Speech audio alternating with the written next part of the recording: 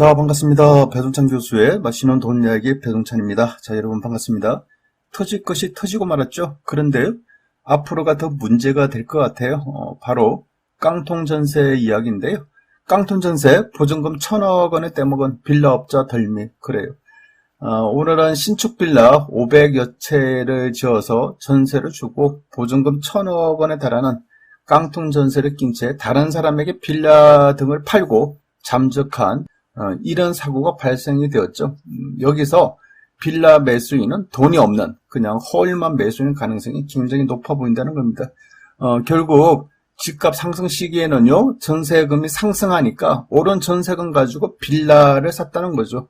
또한 빌라 가격이 상승하니까 또다시 빌라를 매집하고, 매집을 한 빌라가 전세금이 또 상승하니까 또다시 빌라를 사. 여기에 매매 금액도 덩달아 올라가 또다시 빌라를 샀다. 그래야 하여 빌라가 수백 채가 됐다는 겁니다. 자기 돈 뭐 얼마 안 된 돈으로 뭐 수백 채가 되었다. 그래요. 이러니까 마치 뭐 자기가 투자자가 된 것처럼, 또한 자산가가 된 것처럼 이러한 이제 행세를 했다는 겁니다. 결국 타인의 돈으로 장난을 쳤다라고 봐야 되겠죠. 결국 집값 하락과 전세 가격 하락에 이러한 경우, 즉 타인 돈으로 막 굴렸지 않습니까? 타인의 전세금으로 돈을 굴려서 이 정도로 왔다가, 그래도 중요한 거는 전세 금액이 하락할 경우에는 이를 감당하지 못하는 것이겠죠. 결국 깡통 전세가 되고 만다라고 말씀드릴 수 있겠죠. 이를 국토교통부에서는 이렇게 설명을 하고 있습니다. 임대인 A 건축주와 임차인들 500여 명과 임대차 계약을 체결합니다. 그런데 중요한 거는 매매 금액이 4억이라면 전세가 4억 2천이야.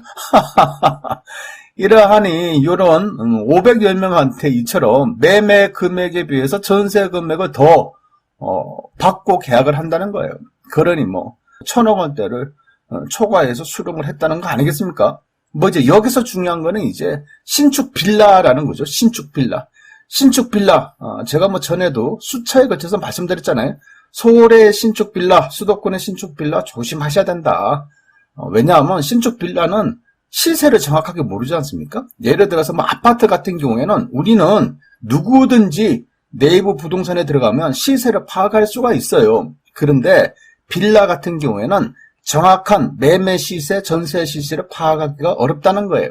이런 와중에 전세 가격은 급등을 하죠. 그리고 전세집 자체가 없어. 아니, 세입자들은 전세를 구하고 싶은데 전세집 자체가 없어요. 그러면 뭐 울며 겨자 먹기 식으로 해서 그냥 신축 빌라를 전세금 주고 들어가는 거 아닙니까? 이러니 이제 문제가 된다라고 봐야 되겠죠. 이런 와중에 이제 A가 B에게 팔았다는 거예요. 빌라들을 뭐 다 팔았다. A가 B에게 빌라들을 팔았다는 겁니다. 여기에 공인중개사 수수료로 전세금의 약 10%를 지급하였다고 하니 그래요. 정상적인 거래였다면 전세금액의 10%를 공인중개사 수수료로 지급하겠습니까? 뭔가 잘못됐다는 거죠. 이 또한 짜고 치는 고수듭이다. 작전의 냄새가 풍긴다라고 말씀드릴 수가 있다는 겁니다. 전세 사고가 터져가지고 주택도시보존공사에서 100여 세대에게 약 300억 원의 돈을 지급했다는 거예요. 따라서 주택도시보존공사는 현재 집주인 B에게 보증채무 약 300억 원을 구상을 했는데, 현재 집주인 B는 그냥 뭐 허울 뿐인, 그죠? 어떻게 보면 뭐 바지 사장? 그 역할이지 않겠습니까? 그러니 현재 임대인 B는 나 돈 없다. 이렇게 나오는 거예요. 그러니 참 큰일이라는 거예요. 앞으로 이러한 일, 즉 깡통 전세 폭탄은 더더욱 더 많이 터질 것으로 보인다는 겁니다. 그러한 이유, 첫 번째는요, 매매 금액의 하락. 그래요. 매매 금액이 떨어지니 뭐 빌라든 주택이든 많이 가지고 있으면 있을수록, 즉 소유하는 주택의 수가 많으면 많을수록, 소유하고 있는 빌라의 수가 많으면 많을수록 이건 하락폭이 더 커진다는 거 아닙니까? 그러니 그렇죠? 빌라를 많이 가지고 있는 사람들 입장에서는 얼마나 두렵고 무섭겠습니까? 그러니 뭐 급매로 팔려고 하는 거예요. 근데 금매가 팔리지가 않아. 안 팔리고 시세는 떨어져. 그러니 이거 뭐 난감하다라고 말씀드릴 수 있겠죠. 그리고 그동안 전세금이 올라져서 빌라도 사고 다세대 주택도 사고 아파트도 샀는데 두 번째로 본다면 전세금 하락. 그러니 뭐 난리가 났다라고 봐야 되겠죠. 세입자들은 전세 만기가 도래되니 전세금 돌려달라고 하니 돌려주지 못하고, 이 또한 주택을 많이 가지면 가질수록 공포와 고통이 다가온다라고 말씀드릴 수 있겠죠. 그리고 세 번째로는요, 전세자금 대출 이자의 급상승. 그래요. 그동안 뭐 세입자들은 전세자금 대출 이자가 저렴해서 좀 무리를 했으라도 더 좋은 집으로 전세집을 구했다면 이제는 전세자금 대출 이자 증가에 따른 부담이 커졌다는 거예요. 따라서 좀 욕심을 낸 전세집보다는 이제는 현실적으로 좀 내실을 기하는 전세집으로 이제 옮겨 타는 경우들이 많겠죠. 어떻게 보면 전세의 하향 안정화가 이루어진다라고 말씀드릴 수 있을 것 같은데요. 그러니 현재 살고 있는 세입자가 더 낮은 전세집을 찾아서 이동을 한다는 거죠. 따라서 전세기가 만기가 되니까 나 다른 집으로 이사 갈래요. 돈 주세요. 이렇게 되는 거예요. 따라서 전세 물량은 늘어나는데 전세 구하는 세입자가 줄어드니 현재 전세 세입자 구하기가 어렵게 되었다라고 말씀드릴 수 있다는 겁니다. 부동산 정보업체 아실에 의하면요, 2022년 4월 달에 전세 매물이 26,022건이었는데 2022년 8월 달에는 전세 매물이 33,331건이라는 거죠.